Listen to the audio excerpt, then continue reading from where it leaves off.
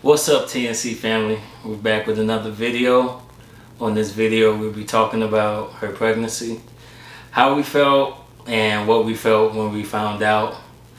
And first of all, thank you again for watching our last couple videos. We appreciate your efforts and supports. Okay, so we're gonna start with the pregnancy. So Man, the pregnancy was beautiful. We Definitely found out was. that exactly. Found out that we were pregnant when I was about like 4 weeks. Yeah. No, I think it was 8 weeks actually. November, about. Cause we found out Yeah. like January. Yeah, about November. 8 weeks. Yeah, exactly. So like January. Okay, so we were about 8 weeks pregnant when we found out. This was my second baby, so we pretty much knew the ropes. Pretty much. We were pregnant. Yeah. So we scheduled our first doctor's appointment. February 14th. Yeah, February 14th. Yeah. And we found out that it was a boy like that week. Yep. And everything was looking good. And so pregnancy was beautiful, like I said. I mean, it was super, super smooth. I didn't have any morning sickness.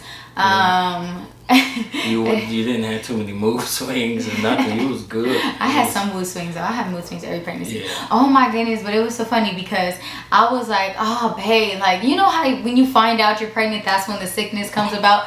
I was like, oh my goodness, I'm about to be so sick. He was like, nah, you don't have to deal with Not no with morning me. sickness, not with me. I was like, how you gonna say that? It's a baby. Like he's talking about I'm not gonna deal with him. I didn't have no morning sickness. He was Facts. right. I was like, I'm a different type. But anyway, so basically pregnancy went smooth, didn't have no morning sickness, everything was great. About 20 weeks into my pregnancy, I went to this like ultrasound where they do like, it's like a 2-hour ultrasound where they test everything, and everything was looking good. He was in the room, my mom was in the room, everything was looking amazing, and they were just like, yeah, everything looks good, you know, all his fingers, all his toes, spine, brain all look that. great. Yeah. Exactly, heart, lungs look great.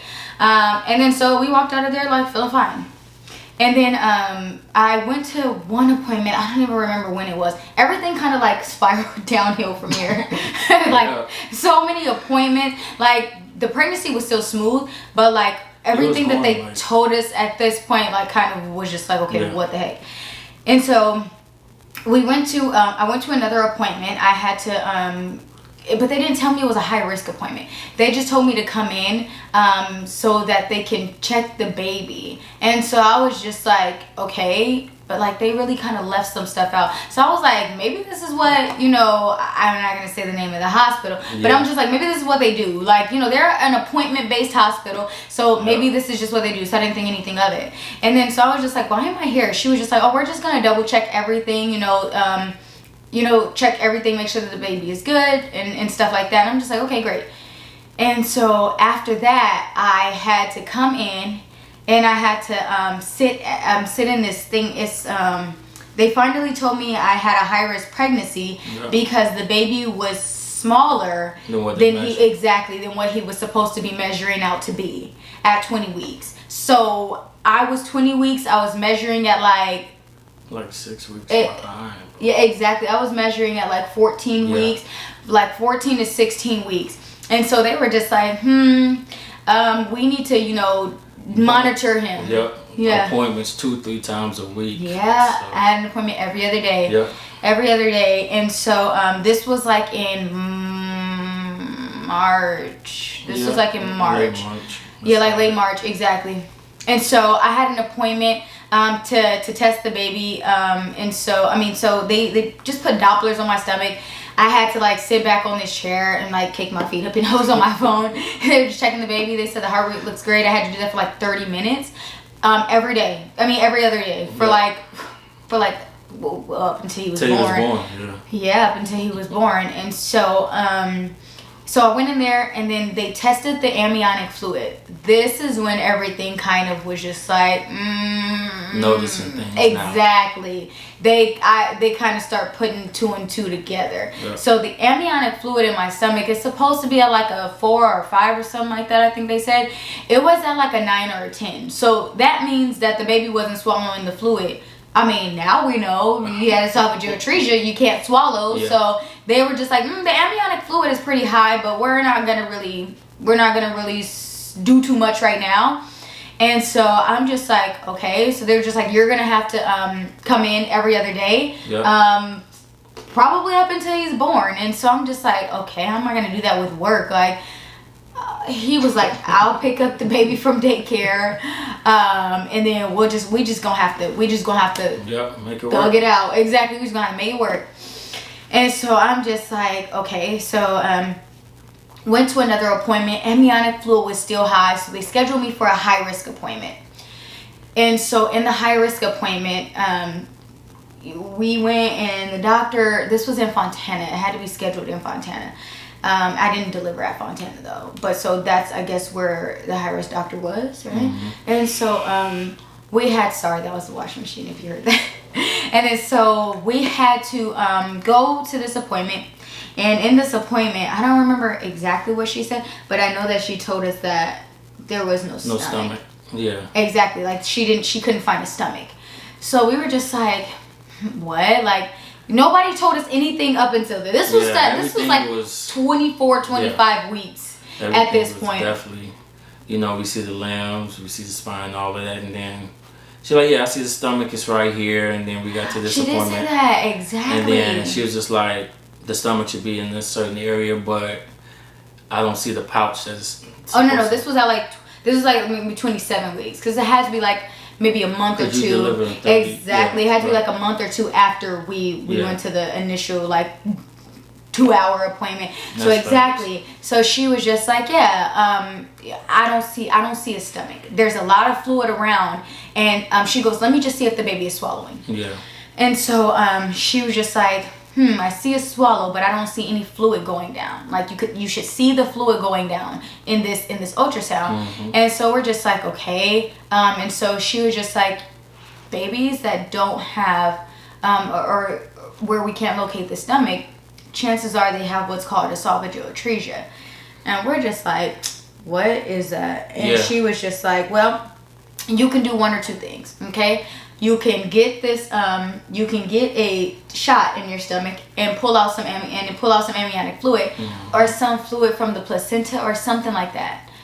And so I forgot what kind of shot it was called, but you can get one of those shots, and then you can figure out if if the baby has Down. She said because it could be associated with Down syndrome too. And I was like, no, this baby does not have Down syndrome. Like, I'm just like, I'm 23 years old. I'm healthy. I work out. I'm always, let me work out. I mean, I eat right. And I was active. That's say I work out, but I don't, okay? That's better. I eat right. and I'm active. Okay, so I was just like, what the heck? I just couldn't see that happening, you know? I mean, but hey, that was just me. That's all I knew. Like, if you're healthy, you're young, you're active, like, chances are your pregnancy should be smooth, your baby should be healthy. So that's kind of the thought that I had in my head. Was probably super ignorant of me to think that. But so, like I said, no stomach. And so she was just like, I'm gonna bring you back. I'm gonna bring you back in like 2 weeks so that we can check. Because maybe today he's just not swallowing a lot of fluid. We were in there for like an hour. She was like, typically in about an hour he or she would swallow. Exactly. Already swallowed 2 or 3 times. She was just like, but let's just bring you back in 2 weeks. So they kind of told us he had esophageal atresia, but kind of like was like, it might be esophageal atresia. So we were just like, so what's going on? And so we were just like, no, we're not going to get that shot, because then that could put me in premature labor. And then what if nothing was even wrong? So we got this shot for nothing. There's nothing wrong. I'm in premature labor, and now the baby's premature. So we were just like, nah, we're not doing that. And I just remember we getting home, and I was just like, that's weird. And we just kind of went about our day. Yeah. Like, thinking like, 1 out of however many thousand. We wasn't thinking it would be ours. So right. It was just kind of, okay, we hear you, but we know, we kind of know it's not really our situation. So. Yeah, we were super naive. Yeah. We were super naive, and we were ignorant to the whole situation. We were just like, never heard of that. Like 1 in every 4,000 babies have esophageal, or 1 in every 8,000, or 1 in every 4,000. I think it's 4,000 though. Yeah. 1 in every 4,000 babies have esophageal atresia, and we're just like, if he has esophageal atresia, we need to play the lottery, because that's just crazy. And we've never heard of esophageal atresia in our lives. Like, I was just like, what is that? So, yeah. And then we just kind of went about our week. And so I went to the appointments. Everything was looking great. Every single appointment. Heartbeat was looking good. He was moving constantly. And so every time I left the appointment, they're like, okay, everything looks good. But the amniotic... Sorry, guys, the camera died. Okay, so, right, where was I? Okay, the appointment. Okay, so... When we went to the appointment, one of my weekly or every other day appointments, then we, what did we do? We found that the amniotic fluid was still very prominent. So instead of being like 9 to 10, it was like at a 7. So they were just like, okay, well, the amniotic fluid is still high, but the baby still looks good. So here comes our next second. It's like a second level ultrasound that we had to do. So when we did the second level ultrasound, she was basically like, you know what? I don't see a stomach typically. Just like she said the first time, typically again, when babies don't have a stomach, they typically have what's called esophageal atresia. So we were just like, okay, they're like not letting up on this. So we're just like, okay. She asked us again if we wanted to take a test to figure out if the baby had any Down syndrome, but they weren't going to be able to detect if the baby had esophageal atresia. The only thing that they could really see is that the baby didn't have a stomach, and also like he wasn't swallowing in the second level ultrasound that they were doing. So pretty much we went home, and I think I just cried on your chest. Yep. I'm definitely cried. Yeah. Trying to figure out, you know, how and really what to prepare for, you know, when he does come. Yeah. How did you feel? Being my first child, I felt I just felt like I was maybe lost, I should say, because I don't know really how to expect to take care of a child with something I have no clue about. And of course you can read up on it and, you know, get all the information, but when you physically have to do it, that's a whole different ball game. So I was definitely like scared, lost. I don't know, just praying that one day the stomach would appear, and then, you know, an ultrasound, and we would be all right. How about you? Yeah, for sure. Because with it being your first child, I can only imagine. Because like first time moms, like if somebody takes your baby out of the high chair wrong, it's like, please don't do that. Yeah. So I can only imagine how this would have felt. But I was just like still in disbelief. You know, I was just like, I kind of felt like, you know, if we prayed about it, then it would kind of go away, you know? True. And I was just like, let's just keep praying. Let's just keep praying, and he won't have it. Let's just keep praying, you know? But of course I was feeling like, dang, what the heck? Like what? Esophageal atresia? Like, that's crazy. What, like, could I have done anything to prevent it? Like, was it... Yeah, I was just like, dang, I feel like a terrible mom. Like, I know I didn't drink, I know I didn't smoke, like, but it was just like, what could I have done? Could I have taken more vitamins? Like, did I play a part in his non-development? Like, you know, so I was definitely feeling some guilt, you know, as I mean, I definitely felt some guilt. I feel like any mother would feel some guilt. I don't know. I definitely was just like, dang, okay, well, I gotta read up on this. Like, I have to research it. I have to know exactly what it is. Like, is he gonna die? Is this something that's gonna affect him his entire life? Is this something that's just gonna be fixed automatically? You know? Yep. So it was more of that as well. So yeah, I was definitely it was weird.